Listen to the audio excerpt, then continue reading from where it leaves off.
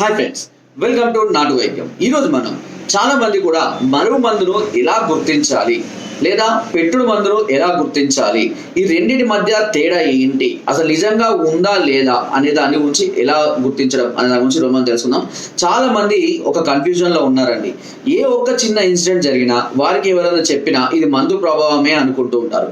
For example, ఎవరైనా అమ్మాయి మాట వినకపోయినా, అబ్బాయి మాట వినకపోయినా, భర్త మాట వినకపోయినా, భార్య మాట వినకపోయినా చాలా మంది కూడా ఇదేదో పెట్టుడు మంది అనుకుంటారు. సహజంగా వారి యొక్క తత్వాలు కూడా అలాగే అయ్యి కూడా ఉండవచ్చు. కొంతమందికి భార్య మీద మోజు తీరిపోయి పరాయి అమ్మాలతో తిరగవచ్చు, అయితే మందు పెట్టినట్టు కాదు. సో మందు యొక్క లక్షణాలు ఎలా ఉంటాయి అని అంటే ఇందులో రెండు రకాలు ఉంటాయి. ఒకటి పెట్టుడు మందు ఉంటుంది, ఒకటి మరుగు మందు ఉంటుంది. మరుగు మందు పెట్టినప్పుడు ఏమవుతుంది అని అంటే అది ఎదుటి వాళ్ళ మాట మాత్రమే వింటారు వాళ్ళు.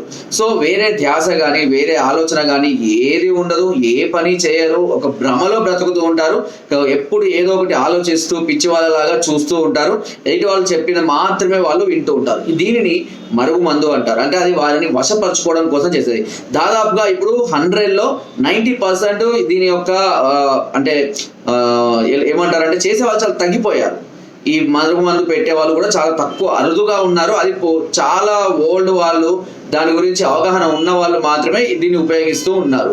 ఇది మెయిన్ గా వచ్చేసి దీన్ని గుర్తించడం ఎలా అనంటే ఖచ్చితంగా ఆ వ్యక్తిని తీసుకొని రావాల్సిన అవసరం అయితే ఉంటుంది.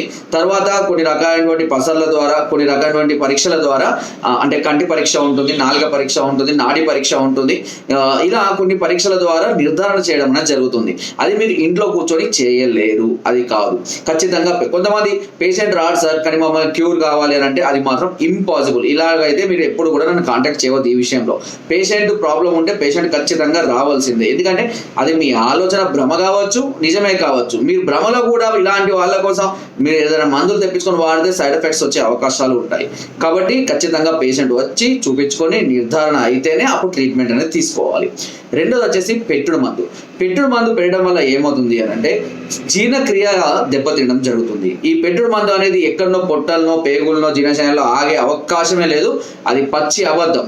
ఎక్కడ కూడా కక్కినా కూడా చికెన్ ముక్కలు పడ్డది, 2 సంవత్సరాల క్రితం పెట్టిలు, సంవత్సరం క్రితం పెట్టిలు, 6 నెలల క్రితం పెట్టిలు, అది చికెన్ ముక్క కనబడ్డది, నాకు పచ్చ కనబడ్డది, కూర కనబడ్డది, ఇదంతా వట్టి ట్రాష్. అస్సలు అది జరిగే అవకాశమే లేదు.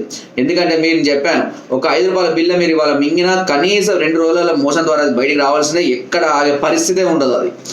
సో గుర్తుపెట్టుకోండి, అలాంటి 5 రూపాయల బిల్లనే మనకు ఎక్కడ కావాలంటే అక్కడికి వచ్చేస్తుంటే, ఎక్కడ తిన్నా బయటకు వచ్చేస్తున్నప్పుడు ఎప్పుడో పెట్టిన చికెన్ ముక్క అనేది స్టమక్లో ఎట్లా ఉంటుందండి? అది ఇంపాసిబుల్. ఓకేనా? అది కేవలం భ్రమ కల్పించడం కోసం, మిమ్మల్ని నమ్మించడం కోసం మాత్రం చేసేటటువంటి ట్రిక్కులు. సో ఏదైనా సరే ఈ మందు పెట్టుడు మందు ఎలా ఉంటుందంటే ఇది పొట్టలో ఒక భాగాన పేరుకపోతుంది. అంటే ఎట్లా అయితే ఇప్పుడు మనం ప్యాంటాప్రోజల్, ఎస్మోప్రోజల్ ఇలాంటివి వాడుతూ ఉంటామో ఎసిడిటీ కోసం, ఇది ఏం చేస్తుందంటే పొట్టలో పేగుల చుట్టూ జీర్ణశయంలో ఒక పొరలాగా ఏర్పడిపోతుంది. అది పట్టుకొని పోతుంది అన్నట్టు నాచులాగా. సో దానివల్ల ఏమవుతుందంటే time to time acids release కావు, ఆహారం జీర్ణం కాదు, ఆకలి కాదు, మలబద్ధకం సమస్యలు, కడుపు ఉబ్బరంగా ఉండడం, నొప్పి ఉండడం, కడుపు ఉబ్బడం, కడుపులో మంట, ఇలాంటివి జరుగుతూ ఉంటాయి సహజంగా. ఇది ఎసిడిటీ వల్ల కూడా జరగచ్చు. చాలా మంది కూడా ఎసిడిటీ ప్రాబ్లం కూడా వచ్చి నాకు మందు పెట్టిలని వచ్చి ట్రీట్మెంట్ తీసుకున్న వాళ్ళు, అందామని వచ్చే వాళ్ళు కూడా నాకు చాలా మంది ఉన్నారు. లేదా నాభి నొప్పి వల్ల కూడా ఇలా జరిగే అవకాశాలు అధికంగానే ఉంటాయి. కొంతమందికి ఏది తెలియకపోయినా వాళ్ళు దేవుడు దగ్గర చూపించుకుంటే నీకు దేవుడు పట్టిండమ్మా అంటారు, దయ్యం దగ్గర పోతే దయ్యం పట్టిండమ్మా అంటారు, పసర్మ దోషులు అయితే నీకు ఏదో పెట్టారని అంటారు, చేతపడేసిన నీకు చేతపడేసిన. సో ఒక్కొక్కరు ఎవరి కోసం వచ్చినప్పుడు వాళ్ళు వాళ్ళ గురించి మాత్రమే చెప్తారు. కానీ నిజంగా టెస్ట్ అనేది ఖచ్చితంగా డాక్టర్ల దగ్గరనే చేయించుకోవాలి. సో ఈ పెట్టుడు మందును మనము కొన్ని రకాల పసర్లు, అది కాకరాకు కావచ్చు, పైడిపత్తాకు కావచ్చు, ఇంకా చాలా రకాలైనటువంటి మార్గాలు ఉన్నాయి.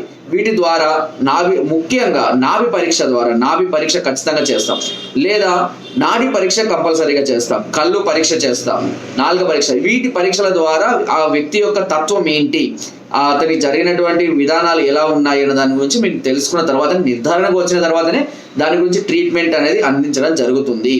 కానీ మీరు ఏదో చెప్పారని పేషెంట్ రాకుండా కూడా మెడిసిన్ కావాలి అని అంటే అది చాలా ఇబ్బందికరంగా ఉంటుంది. ఎందుకంటే మీకున్నది కేవలం అపోహ. మీకు ఎవరు చెప్తే ఏది చెప్తే అది నమ్ముతారు కాబట్టి నమ్మకూడదు. అట్లా ఇది పెట్టుడు మందు యొక్క లక్షణాలు. దీనివల్ల మనిషి బక్క చిక్కిపోవడం, ఆకలి కాకపోతే ఏమవుతుంది, మనిషి బక్క చిక్కిపోవడం, పేలిపోయినట్టుగా అవ్వడము, బలహీన పడిపోవడం, పని చేయకపోవడము, కండరాల శక్తి తగ్గిపోవడము, వెయిట్ లాస్ అవ్వడం, హెయిర్ లాస్ అవ్వడం, ఇలాంటివి మనం తినడం సరిగ్గా లేదు కాబట్టి, సరిగ్గా డైజెషన్ అవ్వడం లేదు కాబట్టి కావాల్సినటువంటి పోషకాలు అనేటివి మన శరీరానికి అందక ఇలాంటివి జరుగుతూ ఉంటాయి. సో ఇది సర్వసాధారణంగా చాలా మందిలో జరుగుతూ ఉంటుంది. కాబట్టి నిర్ధారణకు వచ్చిన తర్వాత మాత్రమే మీరు ట్రీట్మెంట్ అనేది ఖచ్చితంగా తీసుకోవాల్సిన అవసరం అయితే ఉంటుంది. సో ఆ విధంగా మీరు ట్రీట్మెంట్ తీసుకొని దానికి సంబంధించినటువంటి విధానాలన్నీ తెలుసుకొని, పథ్యం అన్ని తెలుసుకొని కంటిన్యూగా వాడినట్లయితే అది నిజంగానే మందు ఉంటే కనుక ఖచ్చితంగా అది మోషన్ ద్వారా బయటికి వెళ్ళిపోవాల్సిందే. సో అంతేకాని సొంత ప్రయోగాలు ఇంట్లో కూర్చొని చేయకండి ఎస్పెషల్గా. కాబట్టి అండ్ ముఖ్యంగా ఇంకొకటి, పేషెంట్ ఖచ్చితంగా పరీక్షలు చేయించుకున్న తర్వాతనే, నిర్ధారణకు వచ్చిన తర్వాతనే ట్రీట్మెంట్ తీసుకోవాలి. ఈ విషయం మాత్రం ఖచ్చితంగా గుర్తుపెట్టుకోండి, ఓకేనా? సో ఇది ఈ రెండింటికి మధ్యలో ఉన్న తేడా. ఇంట్లో కూర్చొని అన్ని పనులు కావండి. అండ్ మీ అనుమానాలతోటి సమస్యలు పరిష్కారం అస్సలు కావు. ఏదైనా సరే ధైర్యంగా మీరు ఎదుర్కోవాలి అనుకుంటే పేషెంట్ ఖచ్చితంగా తీసుకొని రావాల్సింది. ఒకవేళ పేషెంట్ రావడం లేదు అని అంటే దానికి ఏ డాక్టర్ కూడా ఎవ్వరు ఏమీ చేయలేరు. ఈ విషయాన్ని గుర్తుపెట్టుకోండి. అండ్ ఇంకా ఏదైనా డౌట్స్ ఉంటే మమ్మల్ని సంప్రదించవచ్చు. కింద స్క్రోల్ నెంబర్స్ కి ఫోన్ ద్వారా, వాట్సాప్ ద్వారా, లేదా కింద డిస్క్రిప్షన్ లో మా యొక్క అడ్రస్ కూడా నేరుగా వచ్చి మమ్మల్ని సంప్రదించి మీ అన్ని రకాల సమస్యలకు సలహాలని, సూచనని, మెడిసిన్స్ కూడా పొందవచ్చు. ఒకవేళ మీరు రాలే పరిస్థితులు ఉంటే కొరియర్ ద్వారా కూడా మెడిసిన్ తెప్పించుకునే అవకాశం నాట్ వేదన్ చామిక్ మొదటి నుండి కూడా అందిస్తుంది. సో ఫ్రెండ్స్, నా వీడియో నచ్చితే తప్పకుండా లైక్ చేయండి, షేర్ చేయండి అండ్ సబ్స్క్రైబ్ చేయడం మాత్రం అస్సలు మర్చిపోకండి. కింద డిస్క్రిప్షన్ మన గ్రూప్ లింక్ ఉంది, లింక్ ద్వారా జాయిన్ అవ్వండి. మరెన్నో అద్భుతమైన చిట్కాలు అందులో ఎప్పటికప్పుడు పంపిస్తూ ఉంటాను. Thank you.